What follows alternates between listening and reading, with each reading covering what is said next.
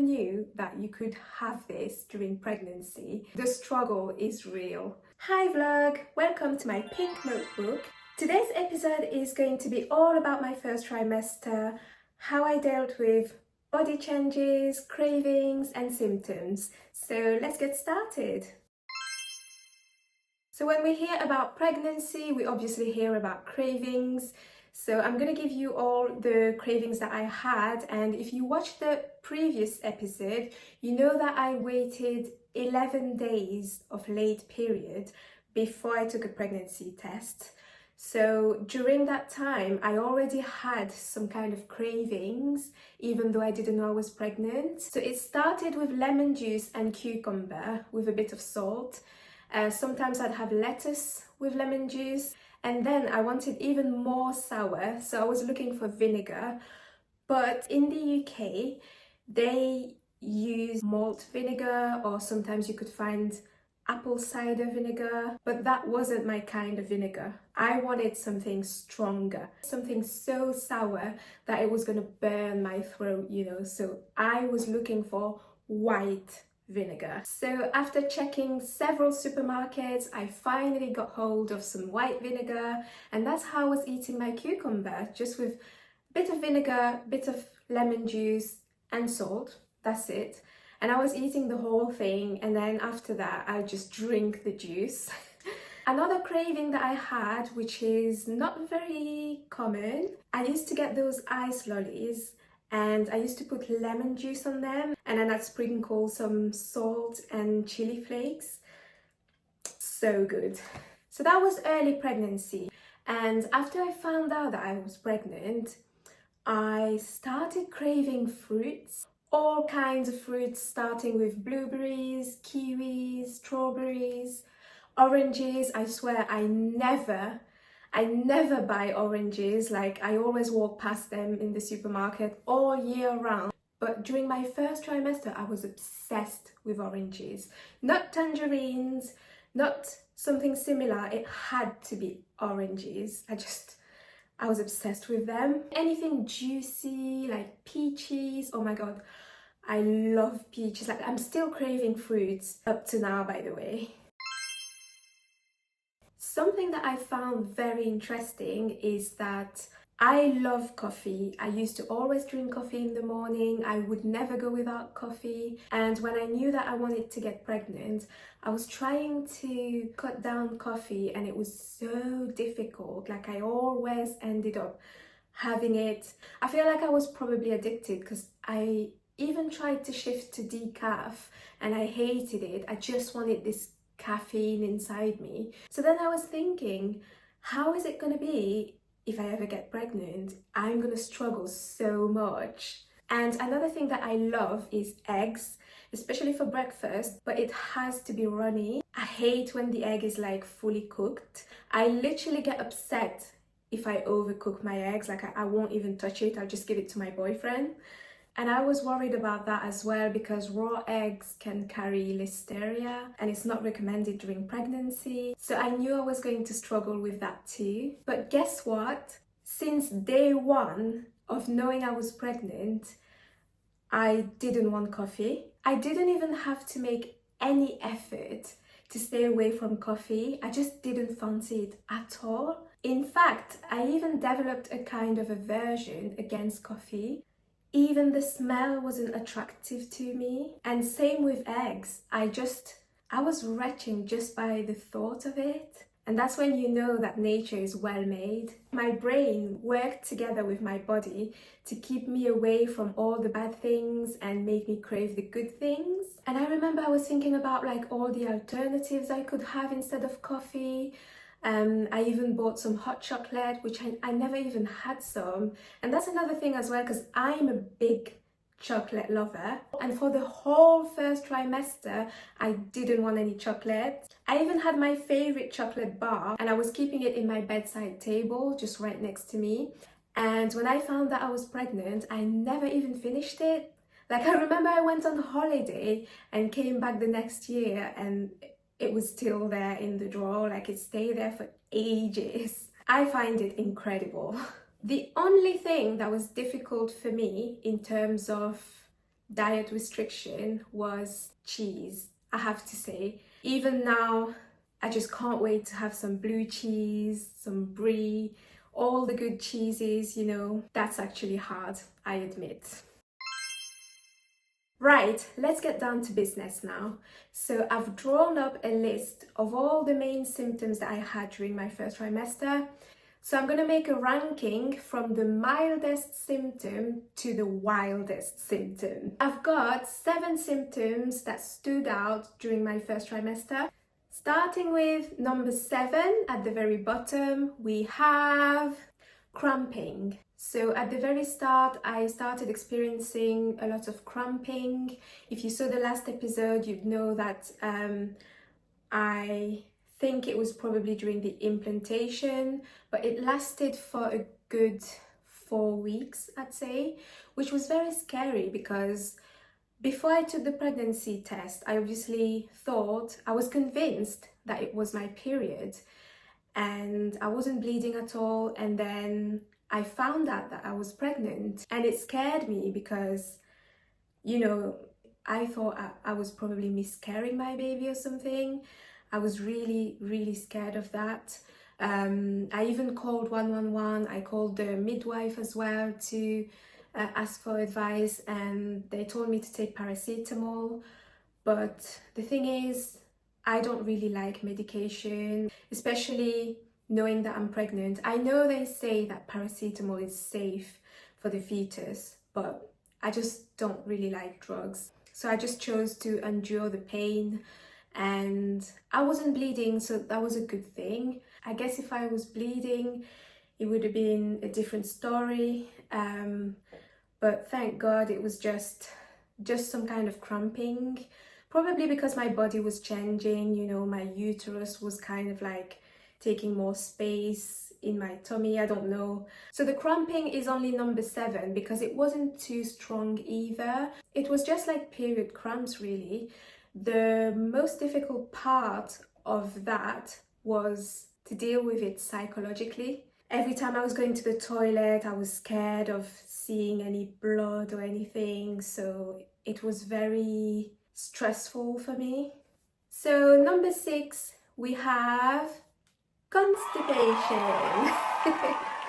And to be honest with you, I've always been a bit constipated in general, so it wasn't something new to me. However, since I got pregnant, it really increased. And apparently I read that when you take folic acid, it might cause constipation. I remember I read that. I actually tried 2 different things, I think some kind of fiber drinks to help with it, but it didn't really help, to be honest. Moving to number 5, the very common symptom, the very well-known, famous nausea. So I had a bit of nausea, but that's only number 5 because it was quite mild actually. It wasn't too bad. And I have to say that one of my worst phobia is vomiting. I'm afraid of sick, throwing up, vomit.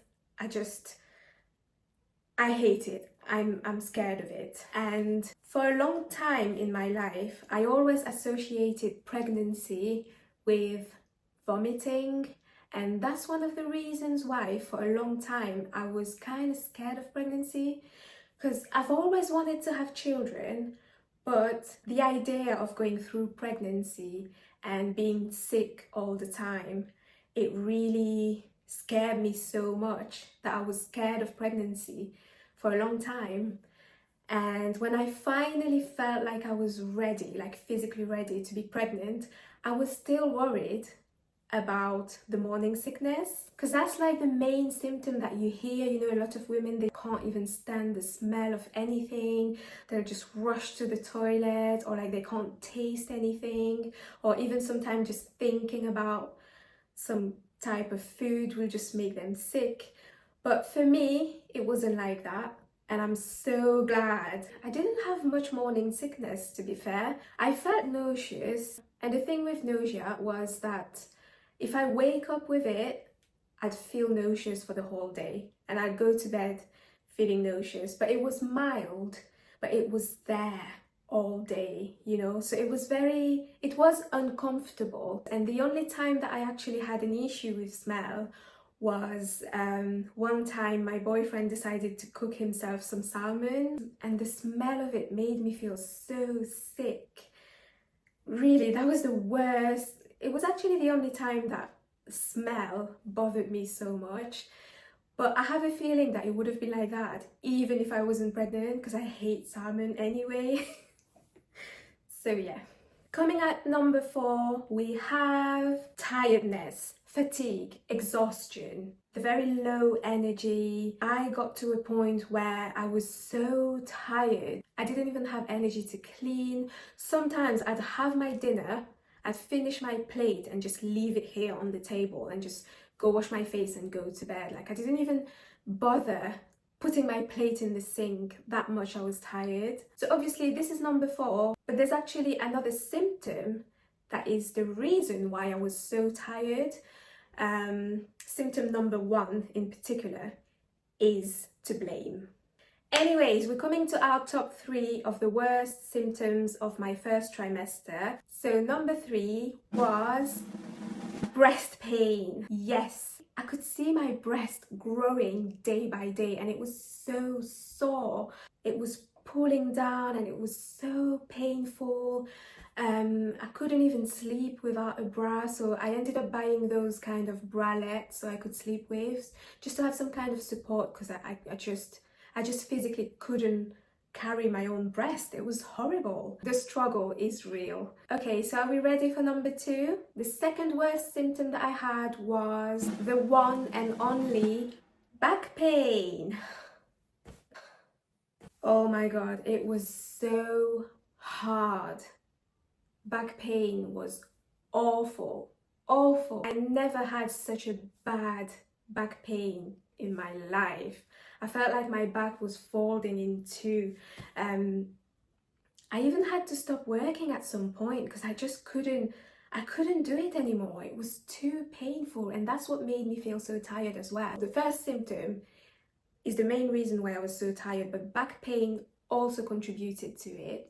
And it's funny because I didn't expect that to happen so early during the pregnancy. I thought it'd be when, you know, I'm in my 3rd trimester, when I'm big and, you know, I have a lot of weight to carry.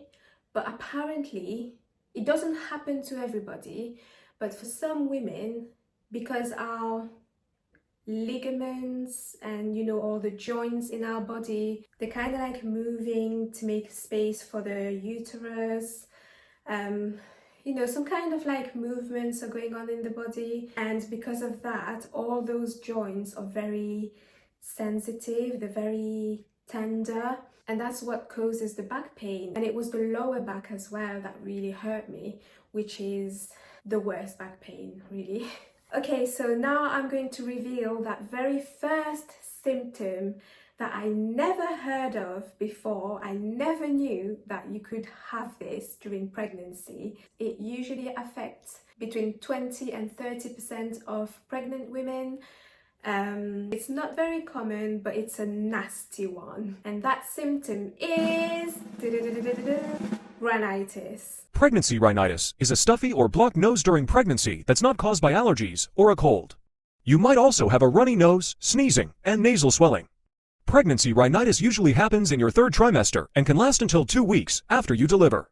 Pregnancy rhinitis, or nasal congestion, it's basically blocked nose all the time. I swear it doesn't sound as bad, but it was awful. The worst of all the symptoms of the 1st trimester, of course, because then we have nastier ones during the 2nd trimester.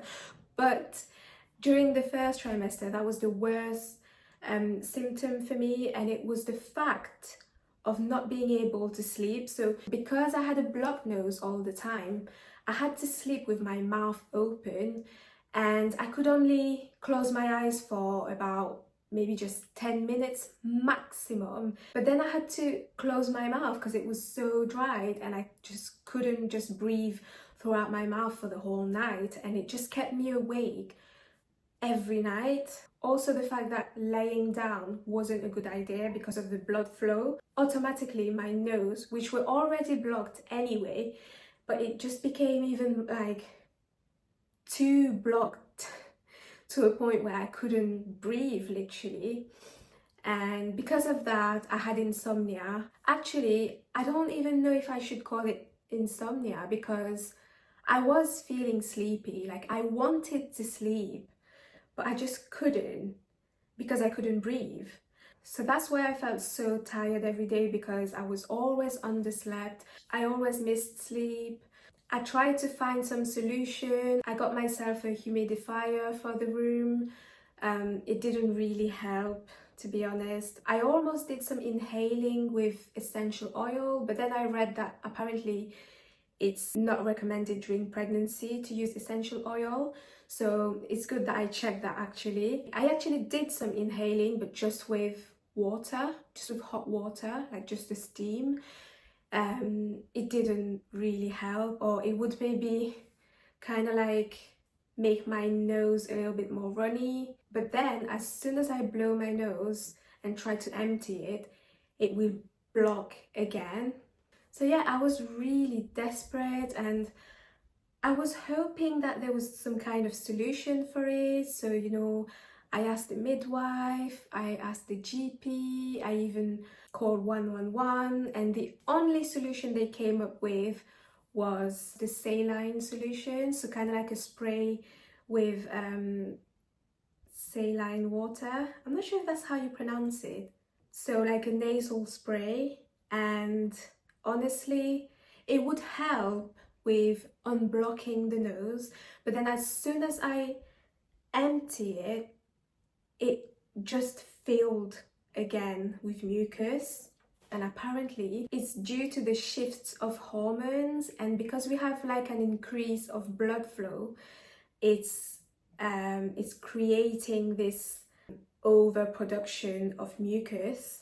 And there was something to do with the estrogen levels as well, and like affecting the receptors and things. I don't really know all the medical terms, but basically it was like a cycle. So I could blow my nose, no matter how much I'd empty my nose, it will just fill up again. So it was a nightmare, honestly. And so I follow all the recommendations. Obviously try to sleep with the pillow a little bit up so my head wasn't completely flat, and you know, to help the blood flow. I even sometimes slept on the couch and just put a pillow against the wall, but I never really managed to like sleep much, really. I remember during the day it wasn't as bad as the night because I wasn't laying down. So it happened that sometimes in the day I'll have like a nostril that was free, or kind of free, and as soon as it happened, I'd just go on the couch and just grab a pillow and just have a little bit of sleep, because it was the only time when I could close my mouth and still be able to breathe a little bit. But it never lasts too long, so I really struggled with that symptom actually. I wish I could come up with a miracle solution for you, but unfortunately there wasn't any real solution. Like we could just try and ease the congestion, but we couldn't really stop it because of the hormones. Another thing that was very scary, I read that apparently it usually happens during the second or start of the third trimester, and it can last for the whole pregnancy up to 2 weeks after giving birth. And it really scared me because I had it on my first trimester, and I was like, please don't tell me I'm gonna have to deal with this for the whole pregnancy up to 2 weeks after giving birth. It really freaked me out. But in the end, it only lasted just over 2 weeks, 2 horrible weeks, but then I was fine without doing anything in particular. Actually, it just disappeared on its own. So that was it. These were all the symptoms that, like I said, stood out during my first trimester. I'm curious to know actually if you also experience any of these symptoms and how was it for you. So please share your experience in the comments. Thank you so much for watching. I really hope you liked the video. And don't forget to subscribe for more pregnancy content. you.